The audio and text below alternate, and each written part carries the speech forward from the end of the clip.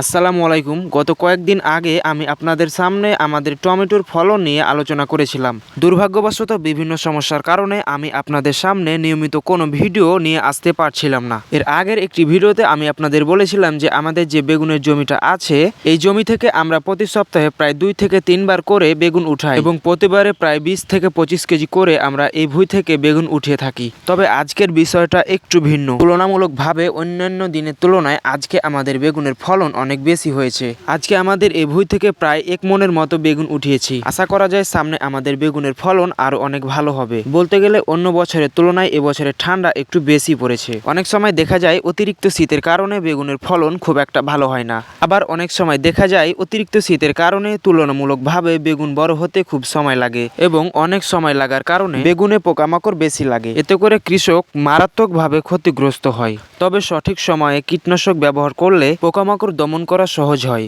তাই আমাদের প্রত্যেকের উচিত সঠিক সময়ে কীটনাশক ব্যবহার করা।